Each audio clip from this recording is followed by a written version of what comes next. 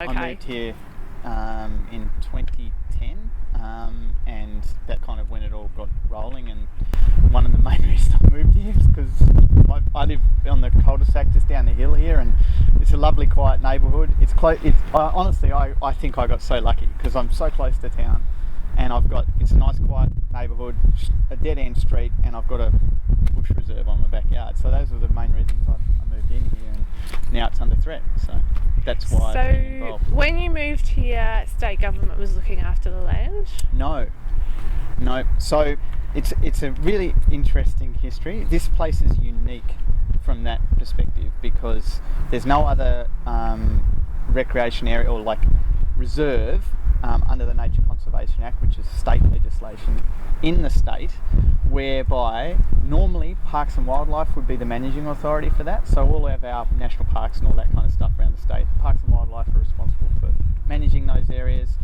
This one is the only one where the Parks and Wildlife have delegated authority to manage the site to Clarence Council. And so it presents because there's no precedent, no one really knows what's going on. There's no real process, which just leads to a whole bunch of confusion from anyone who cares about the site. So it's unique from that perspective. That happened in 2011, but before that, it happened before that, 2007. They initially handed over the management, and then a sublease was also drawn up after that as well. Here comes our friend back again. Yep. And this, interestingly, is the main reason why the council wants to do it. They say.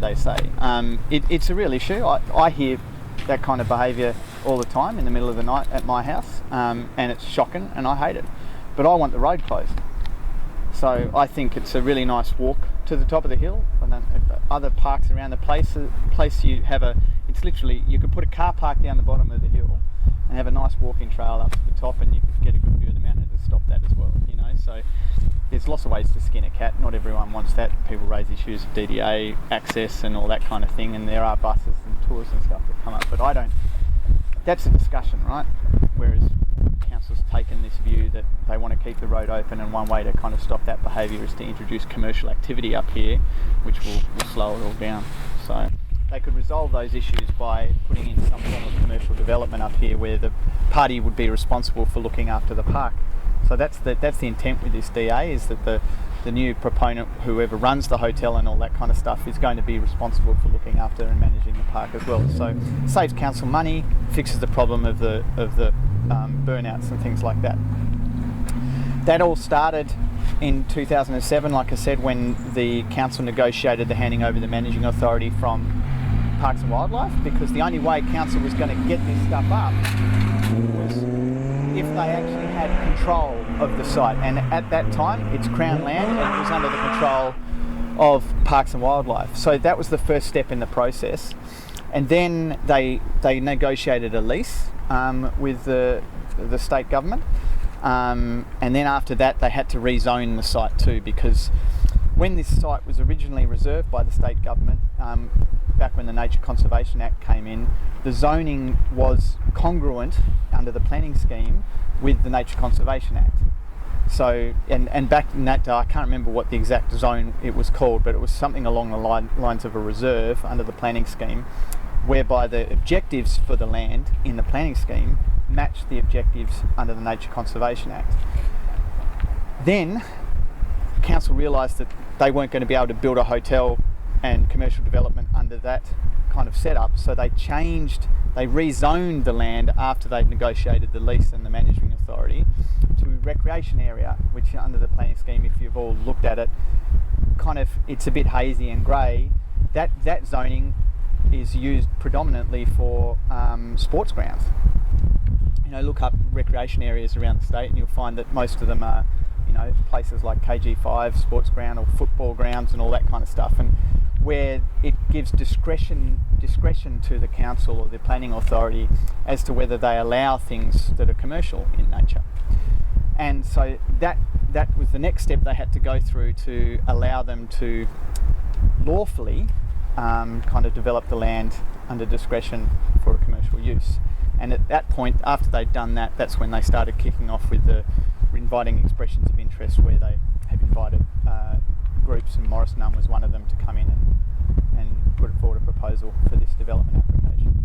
So that, in a nutshell, is how they got to where they're at, but it still doesn't alleviate their responsibilities under the original Act, which was the Nature Conservation Act. So even though they've changed the planning scheme, the zoning under the planning scheme, they haven't changed the delegation of the site under the Nature Conservation Act. So in theory they're still meant to comply with that, but I mentioned earlier, this is a unique place because they're also the managing authority now under the Nature Conservation Act by Parks and Wildlife. So when I have personally approached Roger Jench, who's the Minister for Parks and Wildlife, and asked him, when are you going to assess this against the Nature Conservation Act, and when are you going to make sure that what Council's proposing is going to be compliant? And he has responded by saying, we won't comment on this any further until the tribunal has finished. So, and the tribunal, interestingly enough, doesn't really have any jurisdiction over the Nature Conservation Act. So I'm concerned that the tribunal won't rule on it, so they'll let it go because it's discretionary under the so it's a bit hazy as to whether they're going to let it uphold the appeal or not. And then who's going to look at what process does anyone follow to make sure that the Nature Conservation Act's abided by? They have no process in place for assessing a site against the Nature Conservation Act. Questions have been asked and no one's actually come back with an answer from council as to what they're going to do.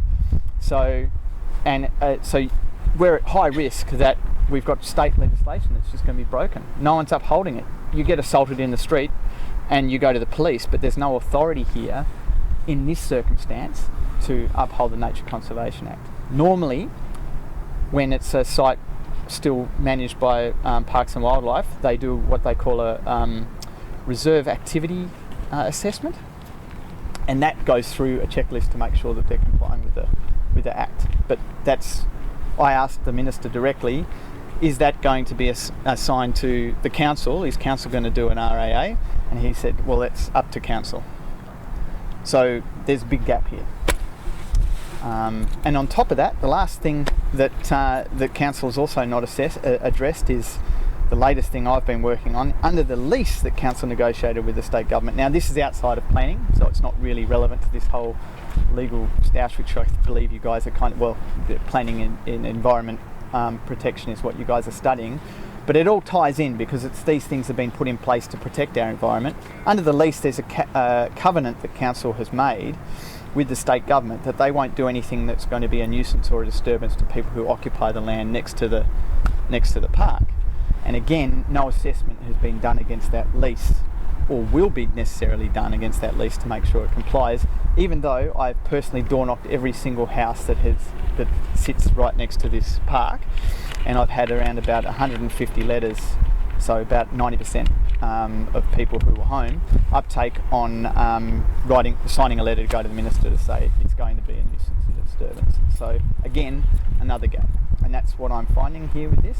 It'd be interesting to see if you guys find any other gaps like this around the state, because I have a feeling that there are lots where our state government isn't doing what they need to do to uphold their own laws, their own legislation that's got made in the last 20 or 30 years.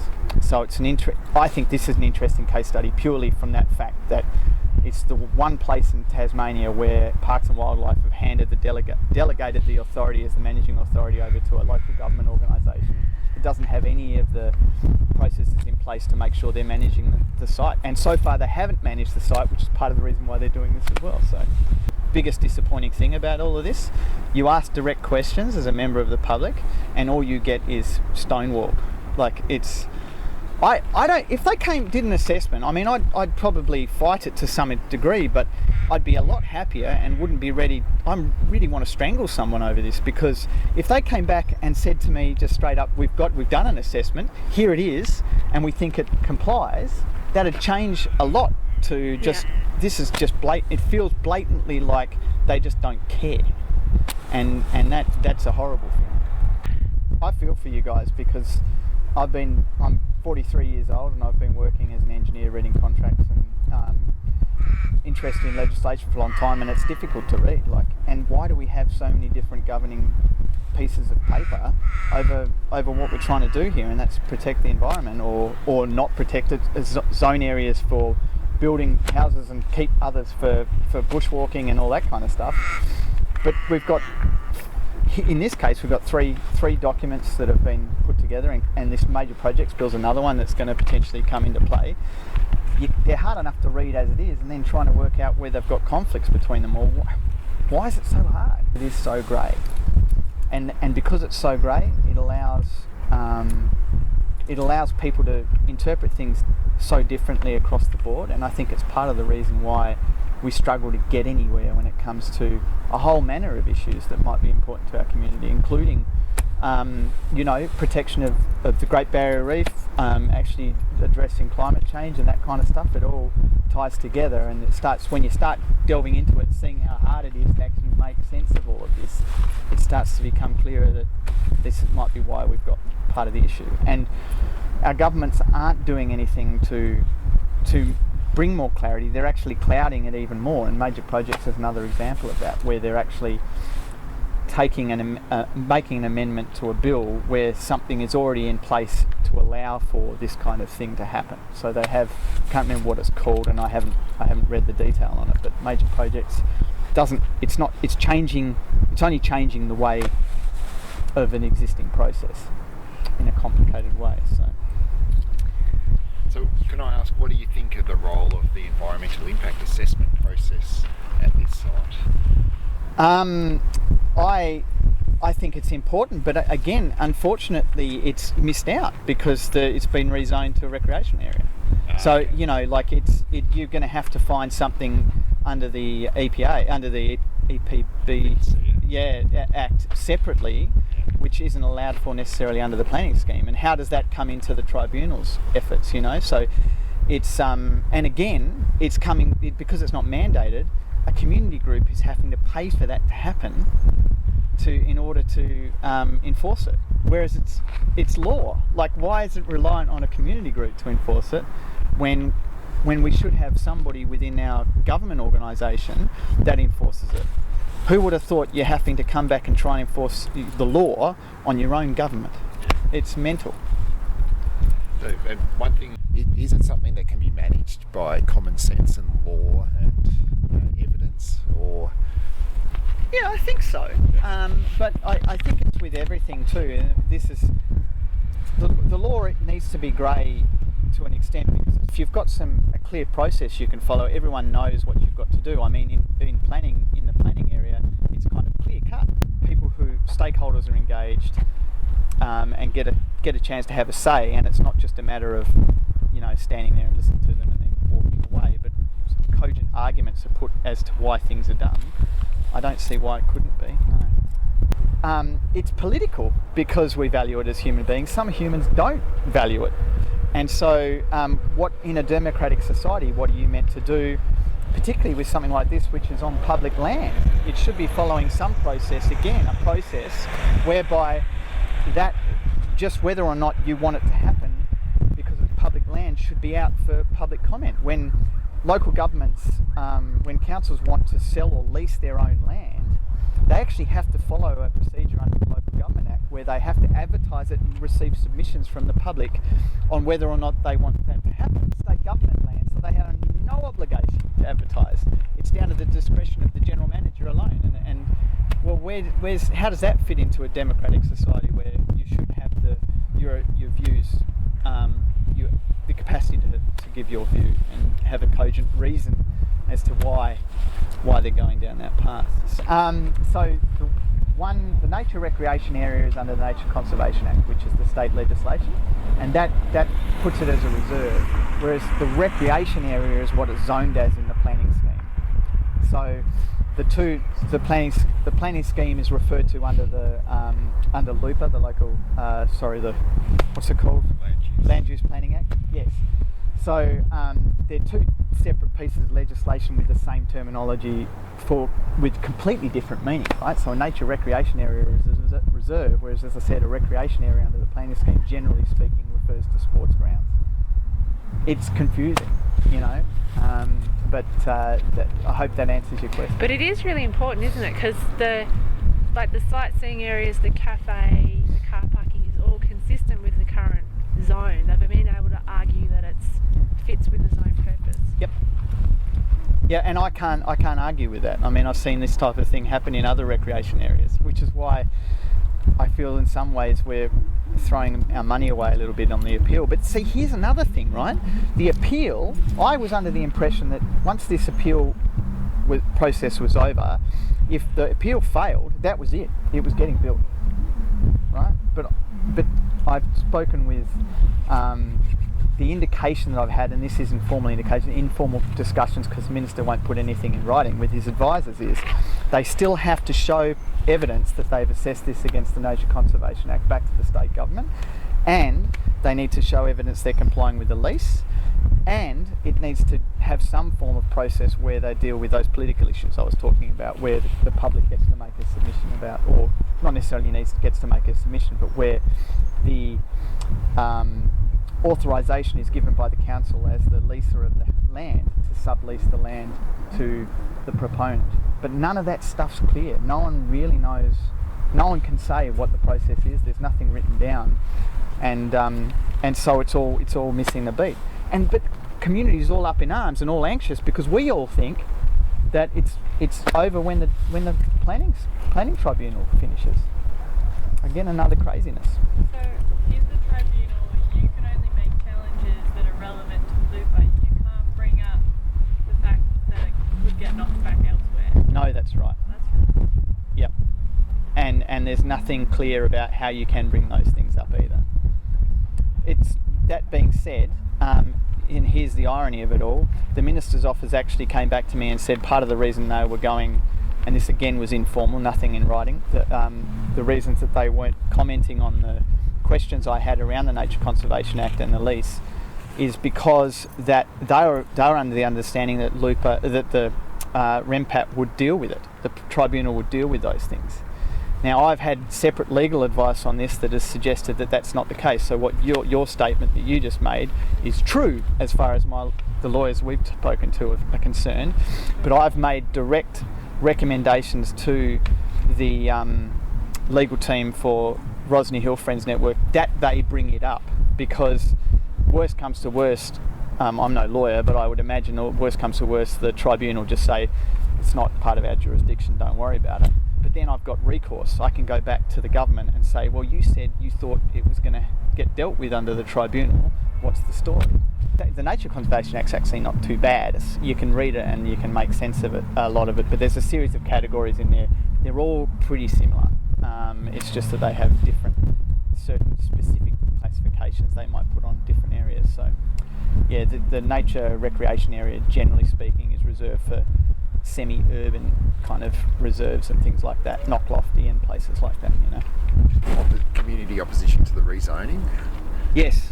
In fact, Rosny Hill Friends Network, I think, put in an application to rezone it again after it got rezoned. Yeah, okay. And they're again, like, it's mental. The whole community doesn't want this to happen. It's strange. It's strange how this.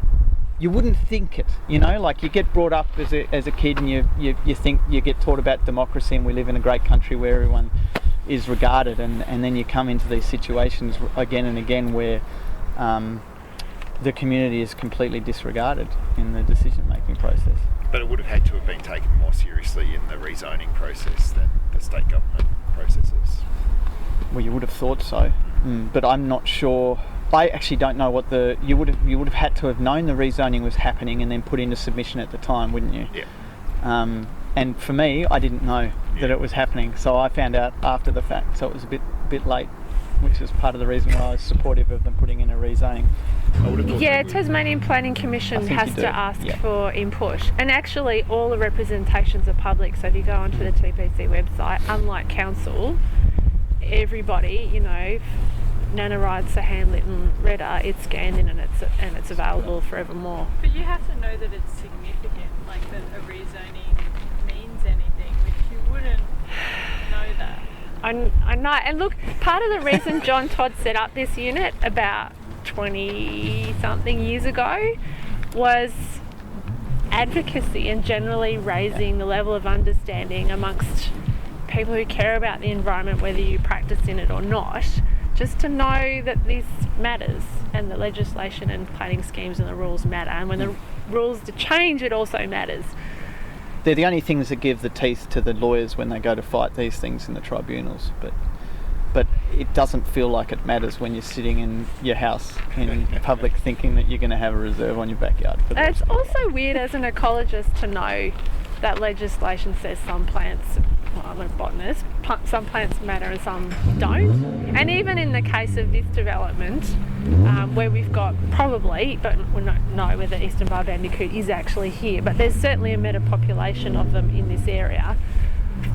The conclusion by the expert, who we may or may not be seeing a bit later, is that the development is consistent, it can go ahead and the damage is acceptable, and that expert opinion really matters. So we've talked about cumulative impact assessment partly because of this example, like how does project-based EIA fit within the larger scope of wanting to not just maintain but enhance biodiversity. That's the other interesting thing, is that in the planning report they're saying that the development will in some cases enhance the natural values up here. So that's kind of interesting and something that you need to get your heads around. Again, it comes back to it's subjective though, right? Values, it's all about what you value, you know? Yeah. For me personally, I don't see this area being particularly crucial for our natural fauna, you know. It's also largely regrowth, you know, so I don't see it as being native, protection of the native flora either so much. But that being said, there are orchids growing on the hill, and I understand that they're very, well, I like seeing them when they're flowering, and they're extremely valuable to certain members of the public. But again, that's another example of the subjective nature of it. For me, my value on the land is purely the fact that it's another oasis of parkland within a suburb, you know, and the fact that it contributes to the quiet neighbourhood. But you know, again, it's subjective, and that's why I think that I go back to the process needs to be ironclad, whereas the arguments still need to happen because they're very subjective, and you need to account for other people's values. You know, I want to hear when I door knocked, there were some people who were keen to see the hotel go ahead, and I was keen to hear what they had to say because you know we live in a community. So. Seems very dry, but I guess part of the purpose of EIA is to show you that the rules really matter, and maybe it strains your brain a bit to get your head around the rules, but once you have, you're there, and you know that's what makes you useful as a practitioner, employable as, you know, by consulting firms, that you can work your way through, maybe not an example quite as complicated as this, but you can take the rules and you can match the development to it and you can nut it out. And you can settle people down as well, you know? Like if people understand what the rules are, you can explain it to them. They go from this high level of anxiety of just fearing that somebody's out there to get them to understanding that there is something that's going to happen, and if we make cogent arguments at these certain places, they have a chance of getting their voice heard, you know. And a lot of people don't realise that. There's kind of rational, sciencey kind of bits, and there's community bits, and there's ways of negotiating either as an advocate to get the outcome that you want through community engagement, or actually, genuinely engaging with diverse communities to understand a range of views, to come up with better decisions. That if we don't do that, we won't make as good decisions as we can.